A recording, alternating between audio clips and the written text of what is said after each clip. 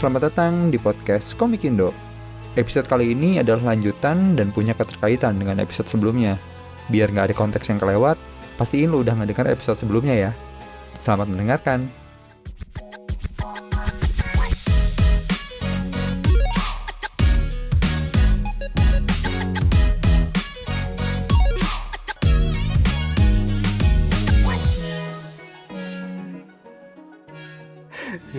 Aku jadi penasaran, tapi ini kalian pembagiannya kayak gimana ya? Maksudnya kan kalau secara garis besar ya Mas Ferdian yang nulis, Mas Ded yang ilustrasi gitu. Nah ini apakah Mas Ferdian ngerjainnya dalam bentuk draft panjang atau memang udah per halaman per panel atau seperti apa yang nyampe ke Mas Dedi? Apa sudah bentuk name gitu mungkin?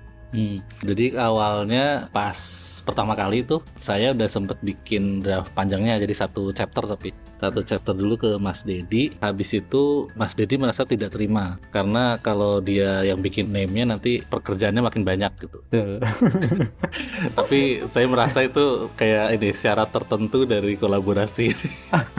Jadi harus saya kerjain name-nya gitu. Akhirnya oke lah, daripada gagal nggak jadi lagi kan. Jadi saya coba sekalian, saya juga pengen belajar gitu. Karena kalau misalnya nulis untuk komik itu kan agak unik ya. Saya kan penulisannya itu ngikut draft film, Mas Afi. Oh iya. Jadi kayak bentuknya tuh template buat film gitu. Jadi bukan panel ini ngomongnya apa, panel ini ngomong kayak gitu, tapi lebih per scene gitu ya. Nah, jadi ada deskripsinya, ada naratifnya juga gitu.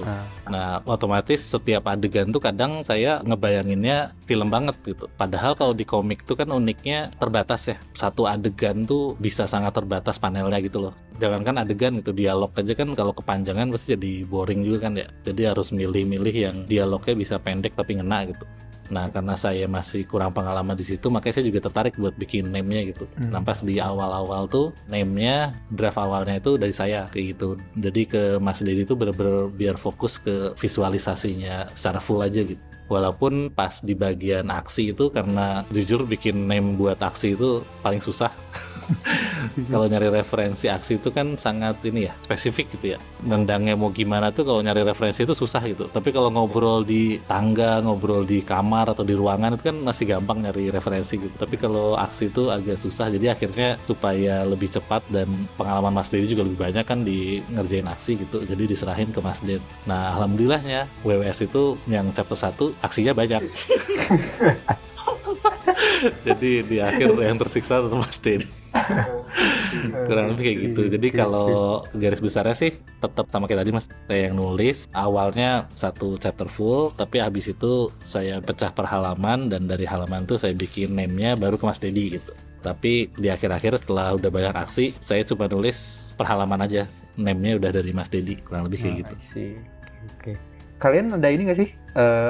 Kalau bahasa politik zaman sekarangnya mah cawe-cawe gitu antar kerjaan masing-masing. Kayak misal Mas Dedi komentarin, kayaknya scene kayak gini gak masuk akal deh. Atau misal Mas Ferdian bilang, kayaknya gambarnya belum ngedeliver pesan yang mau dikasih atau semacamnya gitu. Ada kayak gitu-gitu nggak? Tahu kalian ya udah ini menghormati batasan masing-masing, ini kerjaan saya, ini kerjaan kamu gitu, atau gimana? Banyak cawe-cawenya sih Mas. Oke. Banyak banget, soalnya kalau misalnya kolaborasi gitu, kalau dari saya sih pengennya tuh yang puas bukan cuma saya kan, Mas Dedinya juga gitu. Apalagi di posisi saya kan, Mas Dedi itu kan jauh lebih berpengalaman di komik. Jadi saya sadar diri kalau Mas Dedi mungkin lebih banyak tahu dari segi perkomikan lah kayak gitu. Jadi justru saya pengen banget dicawe-cawein Mas Dedi. Jadi kalau misalnya ada yang scene kurang cocok atau ini dialognya begini begitu tuh, malah saya selalu pasti, gimana Mas, ada review nggak? Kasih modifikasi gimana enaknya bla bla. Saya selalu minta kayak gitu setiap kali ada adegan atau dialog atau apapun gitu. Dan paling enak tuh kalau Mas Ded balasnya simple, oke Mas. Nah itu berarti udah enak tuh. Udah Dedi approve gitu.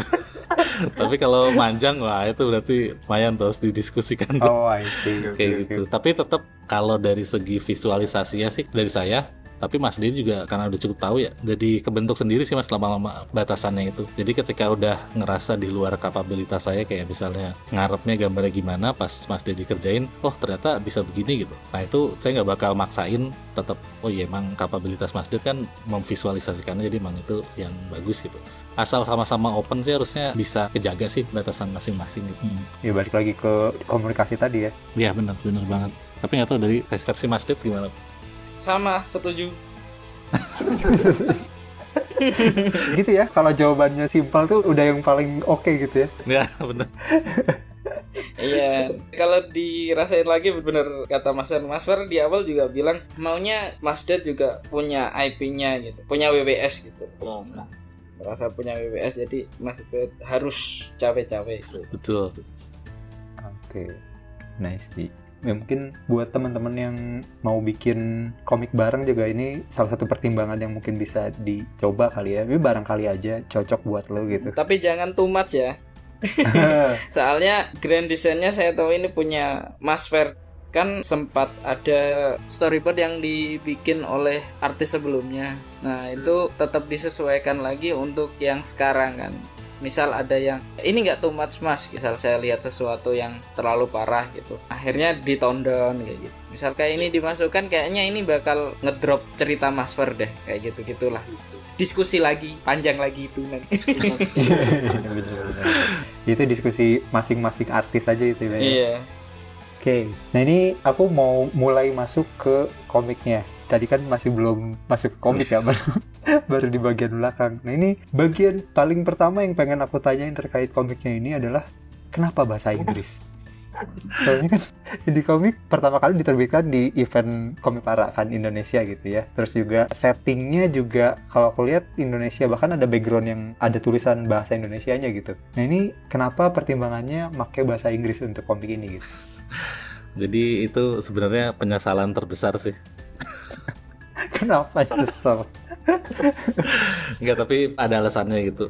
Jadi waktu pas awal nulis itu kan saya nyoba pertama kali nulis itu kan di Comicus ya. Nah di situ tuh kan nyoba nulis dialog dalam bahasa Indonesia dan memang susah gitu.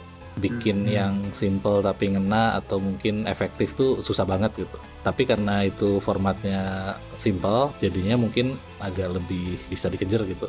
Nah waktu WWS ini memang dari awal itu targetnya emang global gitu, pengennya ke luar negeri juga gitu. Makanya dari judul, dari istilah-istilah kayak sleepless atau world without sleep itu memang dibikin global karena ngincernya targetnya emang market global gitu. Dan waktu penulisan pun saya masih ingat salah satu petuahnya Mas Rama tadi yang saya sempat bilang itu kalau misalnya nulis dalam bahasa Indonesia kesusahan gitu, jangan sampai bahasa tuh bikin kamu berhenti nulis gitu.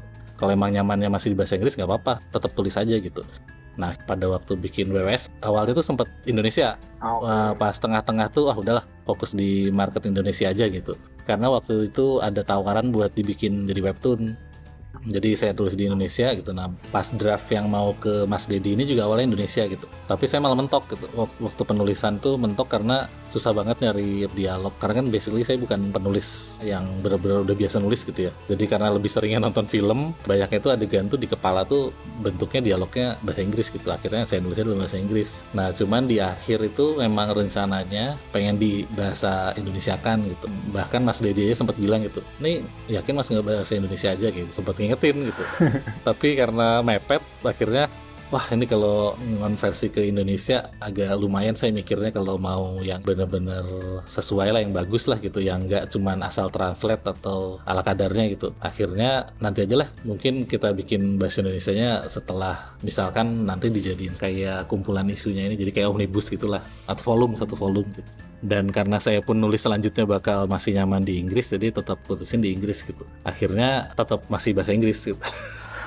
Tapi tetap ada rencana ke Indonesia, belum tahu kapan sih. Cuman karena saya juga kan nyebarin WWS ini nggak cuma di lokal Mas, tetap ke luar juga, ke grup-grup di luar gitu. Dan mostly di sana komentarnya jauh lebih suportif. Kalau di sini tuh komentarnya bagus juga, cuman lebih ke wah bagus, premisnya menarik gitu-gitu. Nah kalau di luar tuh mereka kalau jawab tuh panjang gitu. Wah kalau begitu dengan ini belum ada alasannya gitu loh. Jadi kayak wah ternyata mereka bisa into detailnya banget gitu ngamatinnya tuh. Nah jadi saya kepikiran buat tetap sesuai target yang awal tadi, nyebarin juga ke market luar lah kayak gitu. Berarti emang target pasar luar juga sama kemudahan dalam pengerjaan gitu ya? Ya betul. Jangan sampai berhenti aja gitu ya karena bahasa. Iya, karena susah. Saya suka salut tuh sama Mas Weta, Mas Dedi yang pada bikin dialog Indonesia yang kalau komik tuh nggak kaku gitu loh. Ngalir tuh susah banget emang. Sambil belajar lah Mas, belajar translate. Dari Mas Dedi nggak ada penolakan yang keras atau gimana Mas Dedi? Ya gimana Mas Dedi komentar? Nggak ada. Ada Mas, ada. Awalnya ada. Tadi kan saya bilang kenapa nggak bahasa Indonesia aja. Itu kalau Mas Fer susah mentranslate bahasa Indonesia, saya susah mentranslate bahasa Inggris. Oh. Nggak bisa bahasa Inggris ini. Bohong banget. Iya ya itu kayak gitu-gitu aja. Maksudnya kadang harus Mas tolong jelasin bagian ini gitu kan, agak lebih lama ya gitu. Oke. Ya kayak gitu paling, cuma ya itu tadi balik ke komunikasi. Untung Mas Fer jawabnya nggak lama gitu. Ada lagi nyetir gitu. Tahu aja lagi nyetir. Bilang Mas Fer kan komunikasi. Sampai seintens itu ya. Pas tidur enggak sih? Ya kayak gitu. Ya banyak yang menyesalkan, tapi ya saya tahu Mas Fer pinter menjual, jadi saya serahkan ke Mas Fer. Mungkin aku pengen juga nanyain terkait setting dan universe rules di komik ini gitu. Kan untuk komik yang bisa dibilang post apokalips atau sci-fi atau zombie SQ itu kan walaupun settingnya pakai dunia yang kita tinggali sekarang ya, tapi kan pasti ada rules tambahan yang harus dimasukkan ke situ biar ya selain nge-keep cerita juga ngebuat pembacanya paham gitu dengan apa yang terjadi di komiknya. Nah, boleh coba di-share nggak ke teman-teman yang dengar apa aja yang harus diperhatiin atau misal do and don'ts-nya pas ngebikin universe di sebuah komik itu. Soalnya kan kadang saat ngebikin komik sci-fi gitu ya, atau hal-hal yang ada scientificnya gitu kan, kalau misalnya nggak masuk akal atau rada aneh gitu kan biasanya jadi problem gitu buat pembaca. Ya, betul.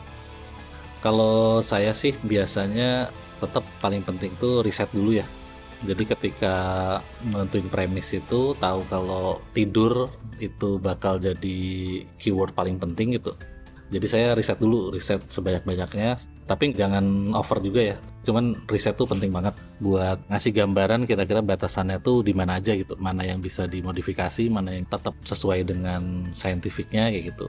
Nah, yang penting itu menurut saya sih konsepnya jelas ya. Jadi yang pertama tuh jelas sama konsisten gitu.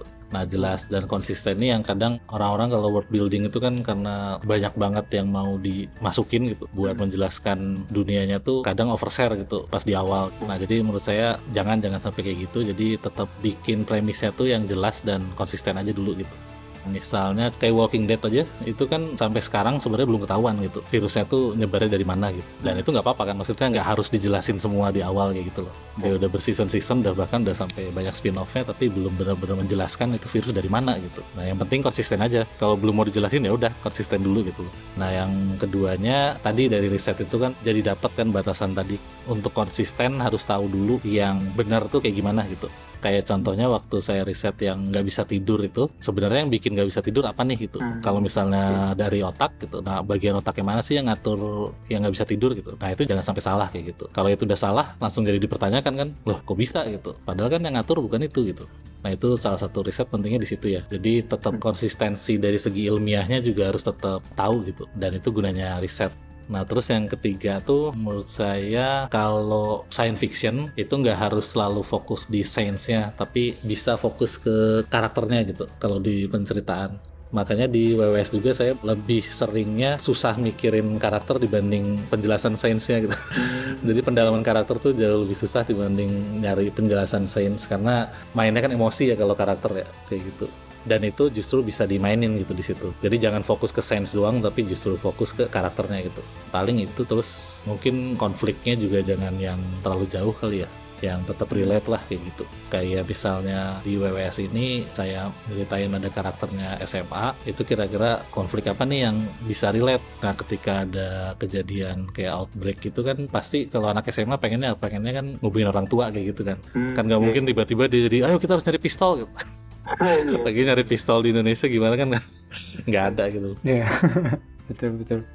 Kalau dari Mas Det ada yang mau ditambah terkait pembuatan world building ini? Untuk nge-build world building WWS mungkin secara besarnya Mas Fer ya yang nge-build sebenarnya. Cuma yang diserahkan ke saya itu bagian action sama bagian gore. Nah, itu saya mungkin kalau di tes psikopat saya yang lebih psikopat dari Mas Fer ya kayaknya ya kayak gitu. Soalnya kayak yang gimana cara membuat pembaca ngilu gitu loh. Kayak gitu. Iya. Iya. Kan nggak arahnya kan ke situ ya. No. Jadi yang di approach Mas Fer ke saya adalah kita pakai ini aja Mas. Oh jangan Mas, kita pakai yang lebih besar aja gimana kayak gitu. Gitu. Nah, nanti dipotongnya gini gitu. Nah. Terus tak kasih ini, akhirnya emang psikopat Mas Ded gitu katanya. Ya udah gitu. Mungkin saya nge-build-nya lebih di situ ya, kayak di atmosfer universe-nya yang udah kelam dari suasana obrolannya yang dibangun Mas Fer. Jadi shot-shot pelan juga supaya slow building ya Mas namanya kayak gitu ya. Kayak gitu ditambah supaya bagian Gordon actionnya maksimal. Iya, oke. Kalau dari pengalaman sebelumnya bikin komik, untuk pembuatan world building atau role universe gitu, ada yang biasanya selalu Mas Ded perhatiin nggak?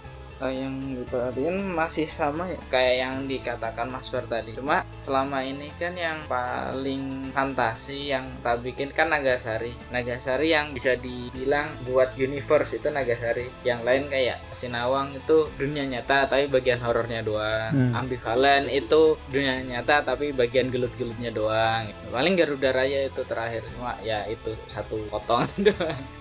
Nah kayak Nagasari itu titik poinnya adalah jantung naga ya. Yang diobrolin itu 5 chapter itu jantung naga. Jadi tidak keluar dari core utama universe-nya gitu aja sih. Cuma karena di cerita Nagasari adalah isinya tentang drama keluarga, jadi ya bisa diomongin itu nggak ngomongin soal universe, cuma ya drama keluarga ayah anak itu aja. Universe-nya tetap dibikin tapi fokusnya bisa ke yang lain gitu ya, tetap.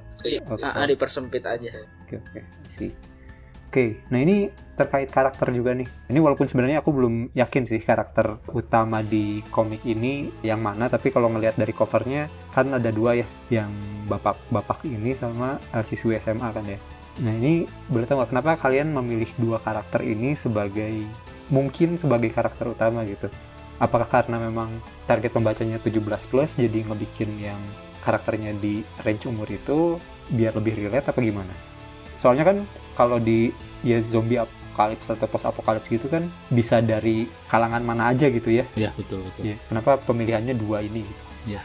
Bener sih Mas, jadi dari waktu pas nulis itu tuh memang karakternya pun ada perjalanannya gitu. Kenapa akhirnya milih karakter yang sekarang gitu. Jadi karena di Indonesia ya pengen banget ngangkat karakter yang sebenarnya di realita tuh jarang kesentuh gitu. Misalnya atau kayak sopir angkot, tukang parkir kayak gitu-gitulah, anak jalanan gitu. Cuman memang pada akhirnya ketika bikin pengkarakteran lah ya, itu waktu bikin plotting yang paling sesuai dengan plot yang mau dibikin itu otomatis dapet tuh profesi yang kira-kira bisa cocok gitu. Misalkan kayak karyawan gini atau mungkin anak SMA gitu.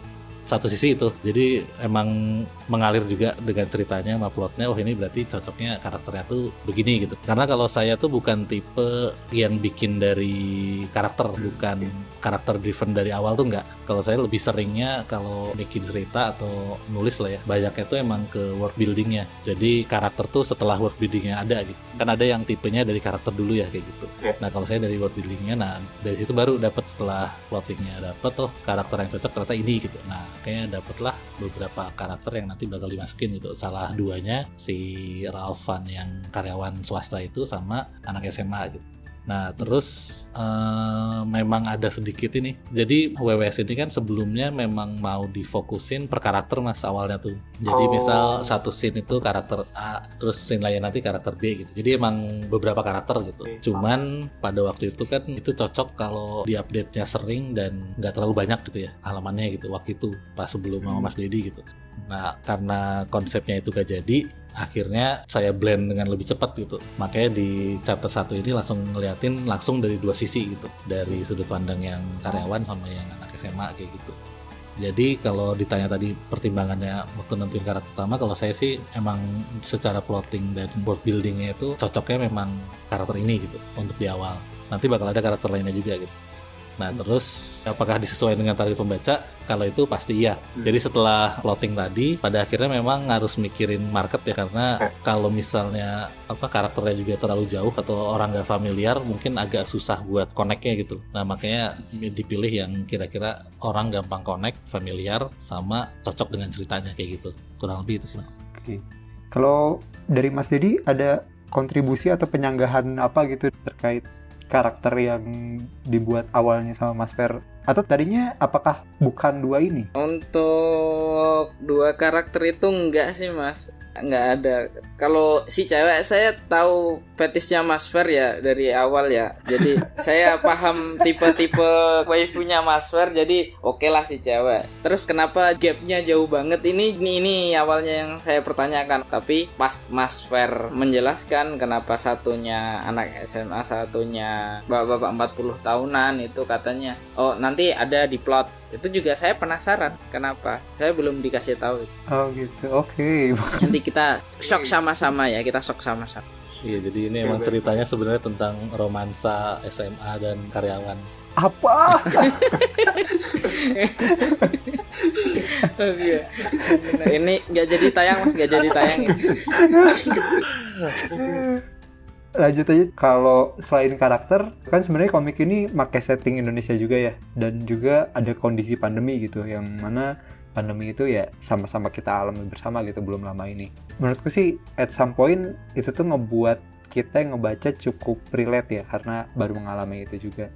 Tapi di satu sisi juga ada permasalahan yang harus mereka hadapi yang tanda kutip berwujud zombie gitu kan ya. Di komik ini tuh kalian ada kayak narik ulurnya gitu gak sih sama pembaca, kayak masukin hal-hal yang relate sama pembaca tapi juga ngasih hal-hal yang baru gitu yang pasti belum dihadapi sama semua orang gitu. Atau ya ini ya udah ngebuat sesuai konsep tadi aja tanpa mempertimbangkan hal itu gitu. Ada sih pastinya sih, terutama kan karena awalnya dibikinnya sebelum pandemi, jadi ada beberapa hal yang ternyata baru dialamin setelah pandemi gitu. Jadi poin-poin penting kayak waktu pas isolasi, terus waktu vaksin, pokoknya gimana pandemi itu efeknya ke dunia tuh baru dirasain kan pas COVID itu ya. Nah jadi sebenarnya banyak banget yang pengen dimasukin ke WWS gitu, yang mungkin bisa lebih relate karena udah pernah kita alamin gitu. Cuman memang jadi banyak yang harus dipertimbangkan kalau ada yang diubah kayak gitu loh. Jadinya tarik ulur ada sih, tetap ada, karena di satu sisi pengen lebih relate gitu, tapi di sisi lain nggak mungkin semuanya bisa dieksekusi gitu. Contohnya paling simpel aja kayak penggunaan masker deh. Ya kan, kalau misalnya pandemi itu kan biasanya orang pakai masker kan. Nah saya sempat diskusi juga sama Mas Ded, diskusi singkat sih karena Mas Ded jawabnya cepat. Jadi kayak niatnya kan pakai masker juga kan, karena walaupun belum tahu nih penyebarannya lewat udara atau lewat mana gitu, tapi kan baiknya kalau pandemi itu orang-orang kemudian pakai masker kan. Tapi dari segi artistiknya itu bakal sangat berpengaruh. Jadi kayak ya sih, ganggu banget sih. Ganggu banget kan. Mungkin sesekali bisa, tapi kalau dipakai terus nggak bisa lagi gitu. Nah akhirnya nggak dimasukin gitu. Tapi saya pribadi masih ada sedikit keinginan, kayaknya kalau masker nih bakal bikin atmosfer pandeminya makin berasa kayak gitu loh. Itu salah satu yang simple. Yang nggak simpelnya ya kayak tadi, kayak masalah isolasi, terus perannya pemerintah dan lain-lain itu banyak banget yang saya catat tuh waktu pandemi.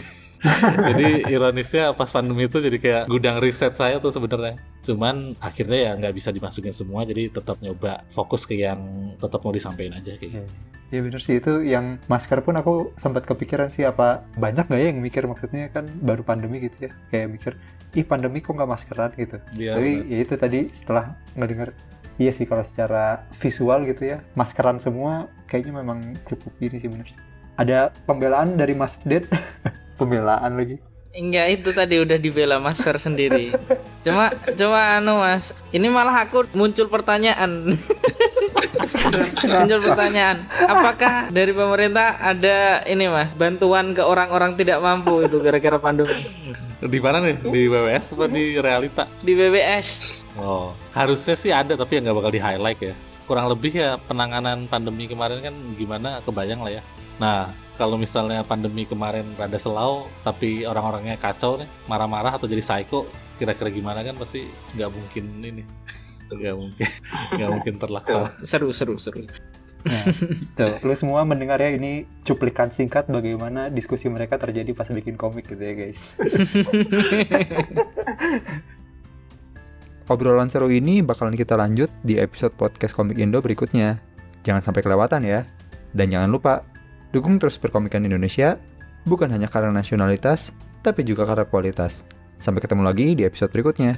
Dadah!